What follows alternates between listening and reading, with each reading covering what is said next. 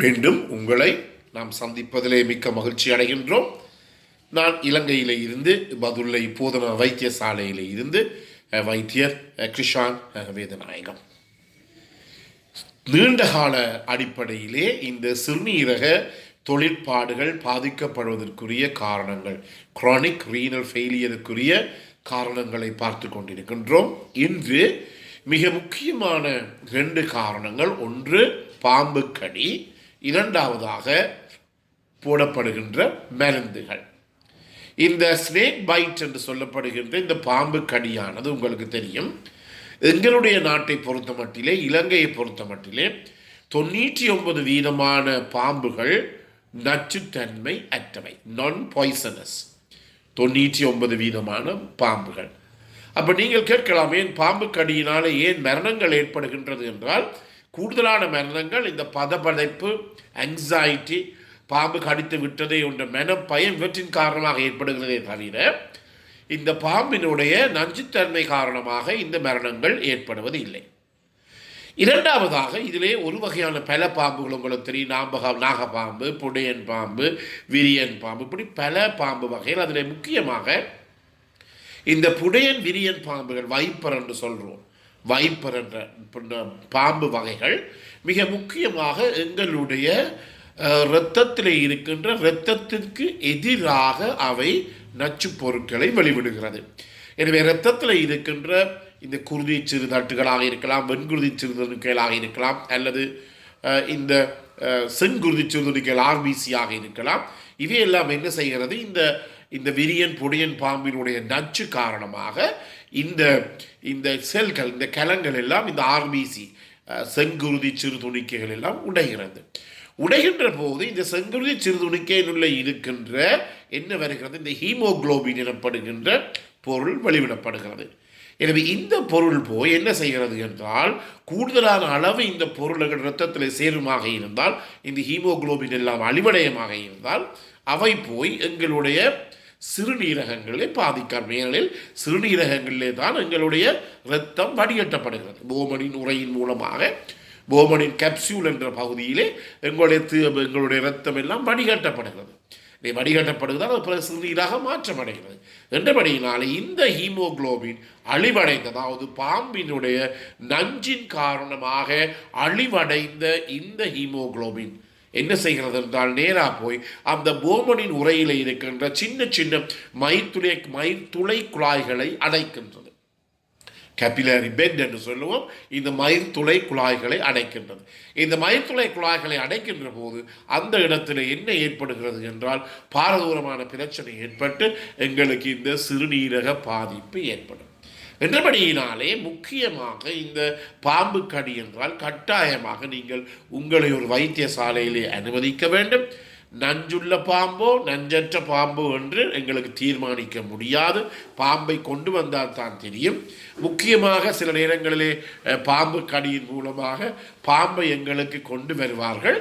பாம்பை அடியென்று அடித்து சப்பையாக்கி என்ன பாம்பென்றே கண்டுபிடிக்க முடியாத ஒரு நிலையிலே தான் எங்களை கொண்டு வருவார்கள்.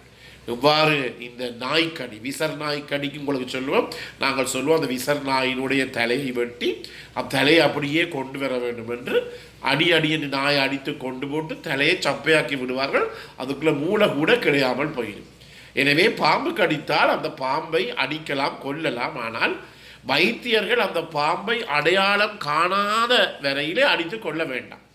ஏன்னா அந்த பாம்புக்கு ஏற்ற பிறபொருள் ஆன்டிவீனம் என்று சொல்லும், அதைத்தான் நாங்கள் கொடுக்க இருக்கின்றோம். எனவே ஒவ்வொரு நாளிலும் அதுக்கேற்ற ஒவ்வொரு பாம்பு வகைகளுக்கு எதிரான அந்த புறப்பொருள் திரவங்கள் இருக்கின்றது.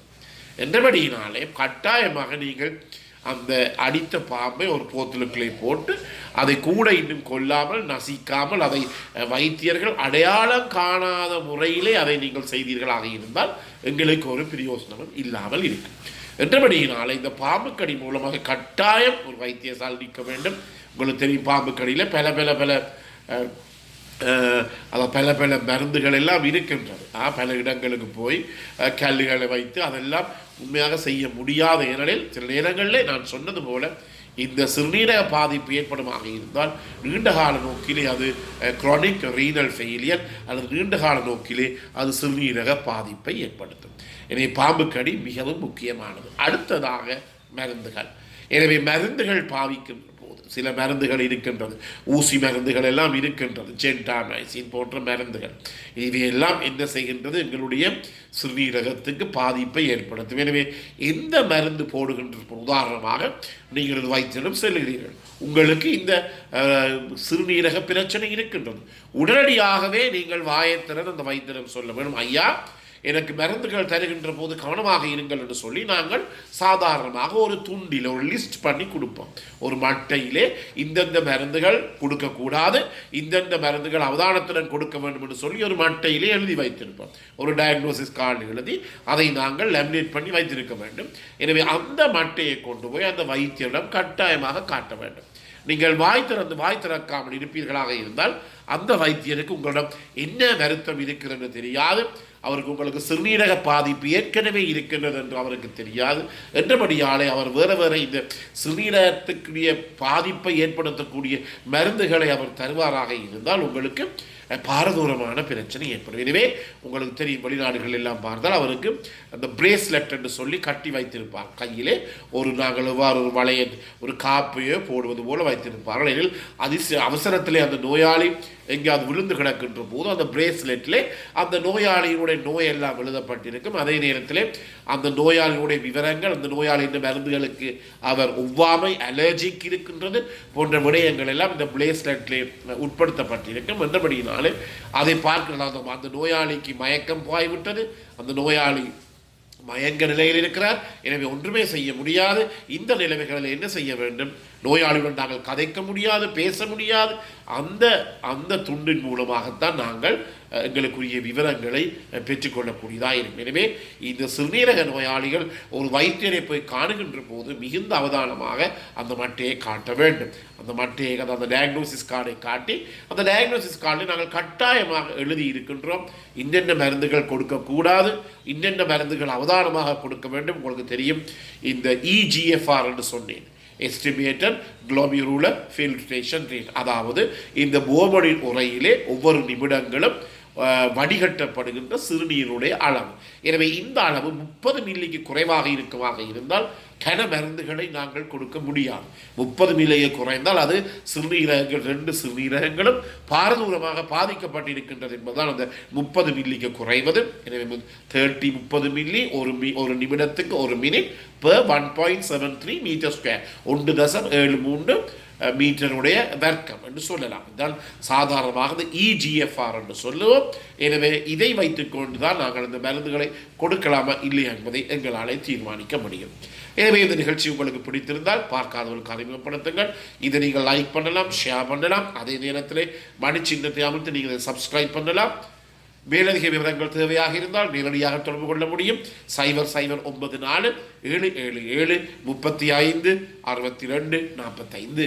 மீண்டும் உங்களை சந்திக்கும் வரை நன்றி, வணக்கம்.